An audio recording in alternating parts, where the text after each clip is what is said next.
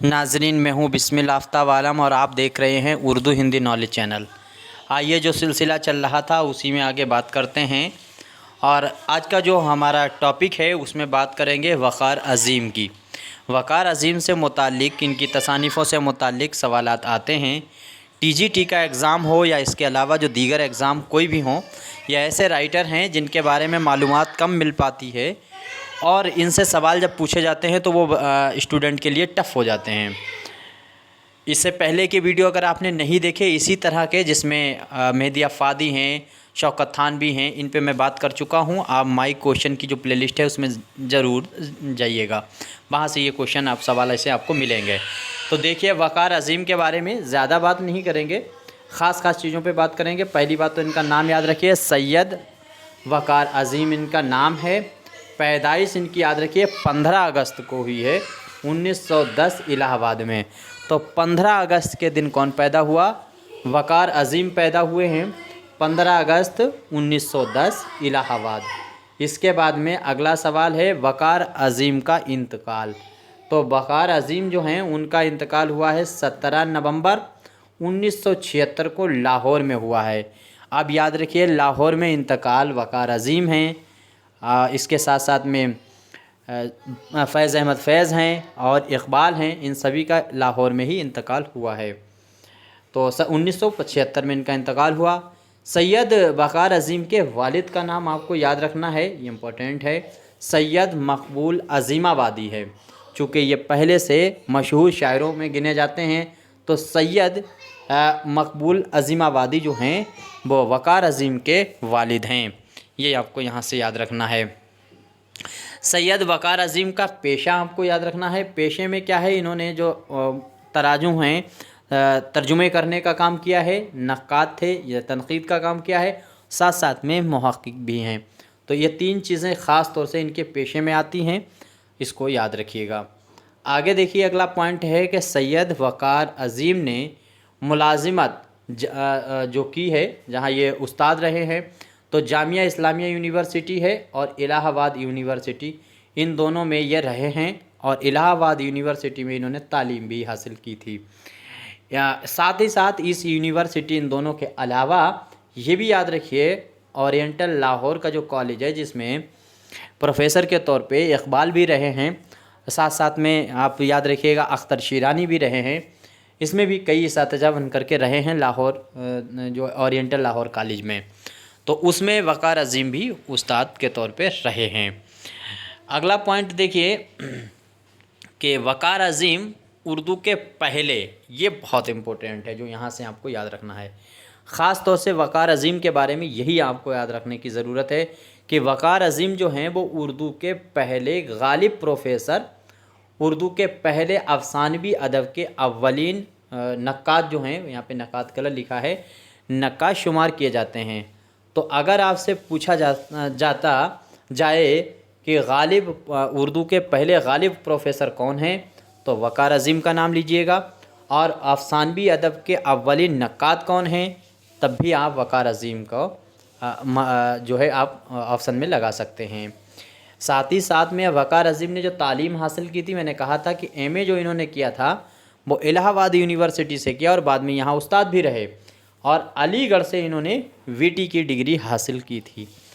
तो इसके बाद आगे देखिए कि वक़ार अज़ीम जो है वो उर्दू जरीदा आज के मुदीर भी रह चुके थे।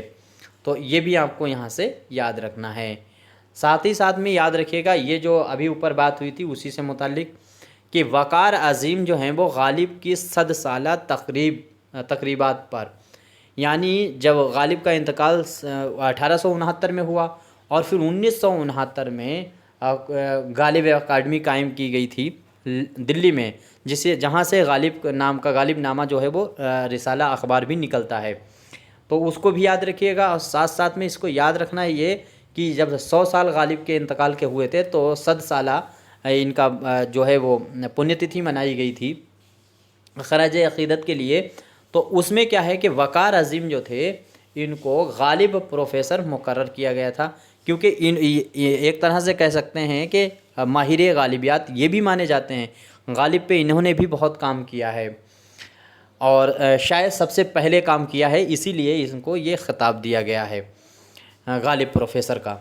اس کے بعد میں وقار عظیم اردو کے پہلے افسانوی ادب کے اولین نقاد ہیں، یہ بات میں پہلے ہی کر چکا ہوں، تو یہ تو آپ کو یاد ہی ہوگا۔ اب ان کی تصانیفیں بہت ڈھیر ساری ہیں، جو خاص تصانیف ہیں ان پر ہم بات کریں گے، وہ آپ کو یاد رہنی چاہیے۔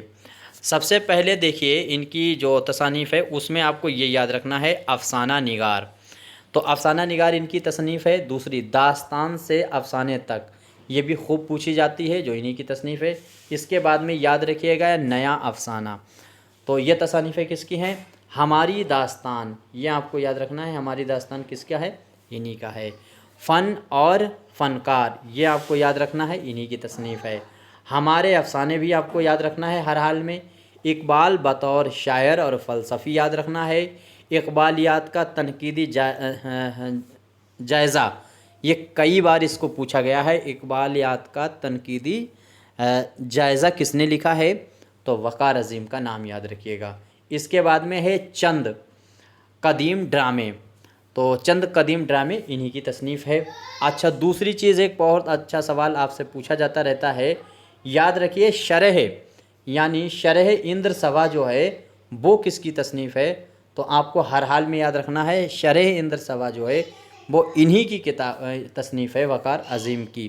ساتھ ہی ساتھ میں آپ کو یہ بھی یاد رکھنا ہے وقار عظیم کے بارے میں کہ ان کی آگاہ حشر کاشمیری اور ان کے ڈرامے بھی انہی کی کتاب ہے۔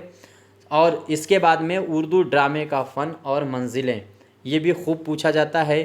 اردو ڈرامہ تنقید پر ایک تجزیہ مطالعہ، یہ کس کی ہے؟ تو ان کا یاد رکھیے وقار عظیم کا نام۔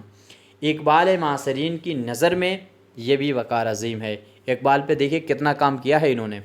اس کے بعد میں انشاء کی تعلیم، یہ بھی آپ کو یاد رکھنا ہے۔ داستان امیر حمزہ کو جو ہے اس کا بھی انہوں نے تحقیق اس پہ بھی کی ہے، یہ بھی آپ کو یاد۔